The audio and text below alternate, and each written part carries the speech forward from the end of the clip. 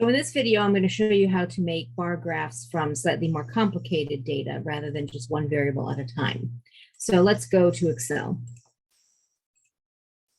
So in this case, this is the same data that we've used in some previous videos, but now I've created a two-way table, a pivot table of two variables, both the age variable and the brand preference variable. And again, this is just displaying the default counts for each of the categories. And what I would like to do is I would like to make a bar graph of this data. Now, this is more complex than just the one variable case. And so we want to look at what are some of the options that we can use for making this data to compare graphs, compare different categories in different ways. So as with previous examples, I'm going to paste this data as values so that I can manipulate the data more easily.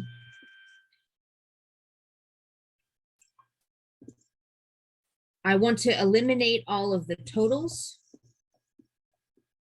because, again, I don't want to include the totals in my graph.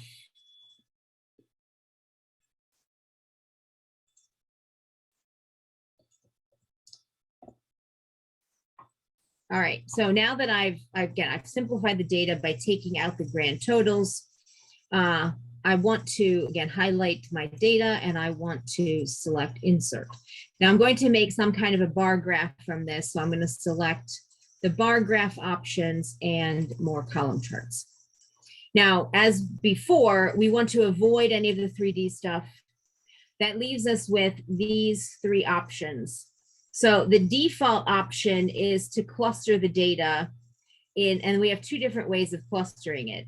So in this first example, we're clustering age, and we have basically one column is the competing brand and one column is our brand. In the second example, we're grouping the two brands together, and then the four categories are the age categories. So within the competing brand, what does the grouping look like by age? And then within our brand, what does the grouping look like with age? Now, I'm not going to worry about the fact that the ages are out of order. We can make these adjustments if we need to make the graph really meaningful. If we don't have ordered data, then this isn't a problem. And so for the moment, I'm going to sort of look past this. But these are two different ways of displaying the data, and both are equally valid. The issue is, what do you want to do with the data? What are you trying to get across?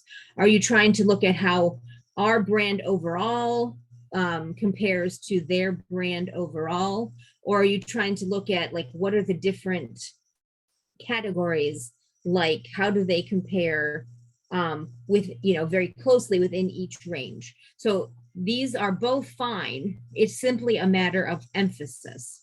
Now I'm going to select this one again, just because it doesn't really matter and I don't know what I'm trying to emphasize right here. But what we do need to be able to do, as we've seen before, is we still need to be able to have a good graph, a good quality graph. So we need to make the title better.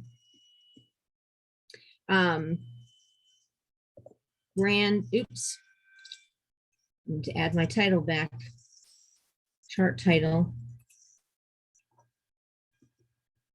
Let's try again.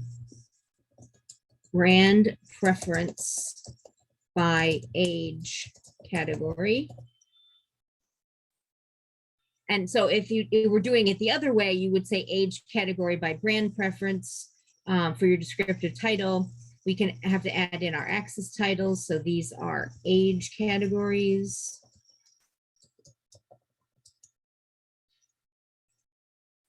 And these are counts. Now, the counts are perfectly fine if you're grouping, if your two groups have approximately the same number of data values, 116 versus 134, then they're not too difficult to compare as a relative matter. But this data is much too complex to make a pie chart out of. So we have to go with a bar graph. Now, what are some of the other options that we have for making bar graphs? let's look at our options. Under the bar graph, more column charts. Now, another option that we have is the stacked graph. Now, the thing that it's important to keep in mind about the stacked data is that the stacks, they're color coded by in this case, the different brands or by age, but they emphasize the overall total. So if you're interested in the fact that in this case, our brand got a lot more overall preferences than the competing brand in this particular data set, then this kind of graph emphasizes the overall total. In this case, we're emphasizing the overall total of each age category. So this is different than doing the side-by-side cluster graphs, because those are just emphasizing what each category is doing individually relative to each other, however you're doing that comparison. But the stacked graph like this is going to emphasize the total in each category. So however you choose to group them by brand or by age, the emphasis is on that overall bar height. Now, if I choose this graph option, this is the stacked percent column, this is somewhat more equivalent to doing side-by-side pie charts, because all of these columns are going to add up to 100% within their category. So the bars will be the same height, but the relative sizes within them are going to represent the percentages within that given overall comparison category. So if you wanted to look at how, let's say, the age between 20 and 40 stacked up as an overall percentage of the two graphs, the two categories, then this is a good way to compare. For instance, we can see that for the less than 20, the Our Brand category has a larger relative proportion of that. So it's not just that there's a larger count, they make up a larger proportion of that data, whereas the over 60 category is smaller. These other two categories are more or less approximately the same.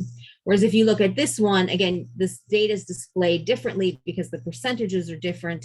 But again, if you look at this less than 20 category, what it's displaying is that this blue category here in the bottom, within that age category, more of people in that age category use the Our Brand than fewer people in that category use the competing brand. So again, these are relative to the age category. So it depends on what you are trying to display, but it's important to keep this in mind. These are displaying different things.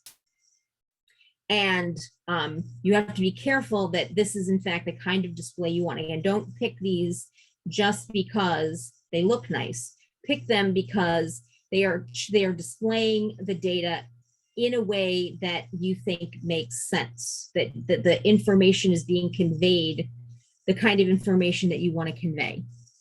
So again, the sort of default, this is sort of the simplest way to display it. You can make comparisons but within brand or within age categories very easily. But these other two types of graphs are perfectly good graphs, but you have to think about what they say and how the display is changing the meaning of what your immediate visualization is telling you.